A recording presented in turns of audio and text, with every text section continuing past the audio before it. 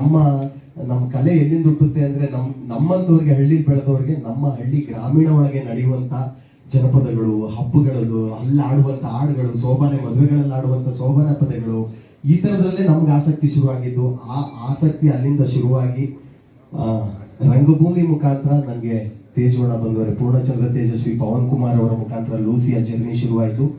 ಅದರಲ್ಲಿ ಹಲವಾರು ಹಾಡುಗಳನ್ನ ಹಾಡಿ ಈಗ ನೂರಾರು ಸಿನಿಮಾಗಳಿಗೆ ಹಾಡಿ ಒಂದು ದೊಡ್ಡ ಕಲಾವಿದನಾಗಬೇಕು, ಕಲಾವಿದನಾಗಿ ಬೆಳಿಬೇಕು, ನಾನು ಕರ್ನಾಟಕದ ಜನತೆಗೆ, ಕನ್ನಡದ ಜನತೆಗೆ ಎಂಟರ್ಟೈನ್ ಮಾಡಬೇಕು ಅಂತ ಹೇಳಿ ನಾನು ಸಾಕಷ್ಟು ವರ್ಷಗಳ ಕಾಲದಿಂದ ನಟನಾಗಿ ಒಂದು ಸಿನಿಮಾ ಮಾಡಬೇಕು ಅಂತ ಕಥೆ ಬರ್ಕೊಂಡು ಹಾಡುಗಳು ಬರ್ಕೊಂಡು ನಮ್ಮದೇ ಆದಂತ ಒಂದು ದೊಡ್ಡ ಕನಸು ಹೊತ್ಕೊಂಡು ಕೂತಿರುವಂತ ಟೈಮಲ್ಲಿ ನನ್ನ ಬೆನ್ನೆಲುಬಿಗೆ ಪ್ರತಿ ಒಂಥರ ಇದೊಂದು ವೇದಿಕೆ ನನಗೆ ಹೇಳ್ಕೊಳ್ಳೋದಕ್ಕೆ ಪ್ರತಿಯೊಬ್ಬರಿಗೂ ಮನುಷ್ಯರ ರೂಪದಲ್ಲಿ ಒಬ್ರು ದೇವ್ರು ಸಿಗ್ತಾರಂತೆ.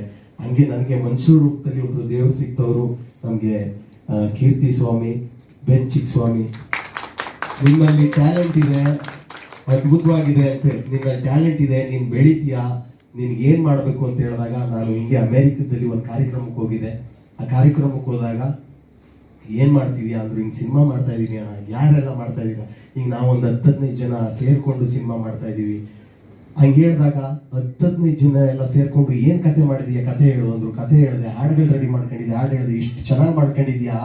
ಇಂಥ 10-15 ಜನ ಸೇರ್ಕೊಂಡು ಪ್ರಾಜೆಕ್ಟ್ ಹಾಳಾಗೋದ್ ಬೇಡ, ಒಬ್ಬೊಬ್ರು ಮನಸ್ಥಿತಿ ಒಂದೊಂದ್ ತರ ಇರುತ್ತೆ, ನಾನ್ ನಿಂತ್ಕೊಳ್ತೀನಿ, ಏನ್ ಮಾಡ್ತೀಯ ಮಾಡು ಅಂತೇಳಿ ಇವತ್ತು ಮಳವಳ್ಳಿಯ ಒಂದು ಹಳ್ಳಿಯಿಂದ ಹೋಗಿ ಅಮೆರಿಕಾದಲ್ಲಿ ಒಬ್ಬ ದೊಡ್ಡ ಉದ್ಯಮಿಯಾಗಿ ಬೆಳೆದು, ಒಬ್ಬರು ರೈತರ ಮಗ ಉದ್ಯಮಿಯಾಗಿ ಬೆಳೆದ್ರೆ ಏನಾಗುತ್ತೆ ಅನ್ನೋದಕ್ಕೆ ಸಾಕ್ಷಿಯಾಗಿ ಅಲ್ಲಿ ಅವರು ಕೂಡ ವ್ಯವಸಾಯಕ್ಕೆ ಜಮೀನ್ ತಗೊಂಡು ಅಲ್ಲಿ ಕುರಿ, ದನ, ಕೋಳಿಗಳನ್ನ ಸಾಕ್ತಾ ಇದ್ದಾರೆ ನಮ್ಮ ಅಣ್ಣವರು.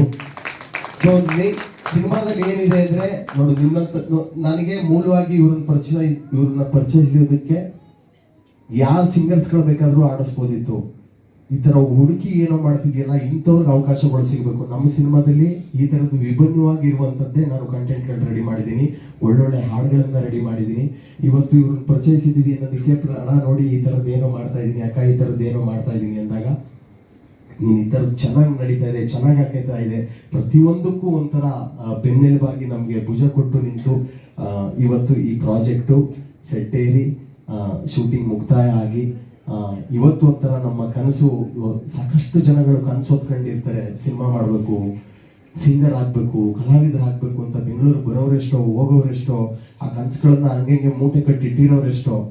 ಆದ್ರೆ ಅಂಥವ್ರಿಗೆಲ್ಲ ಈ ತರದೊಬ್ರು ಗಾಡ್ ಫಾದರು ಸಿಗೋದ್ ಕಷ್ಟ. ಅದು ನನ್ನ ಅದೃಷ್ಟ, ನನಗೆ ಸಿಕ್ಕಿದೆ.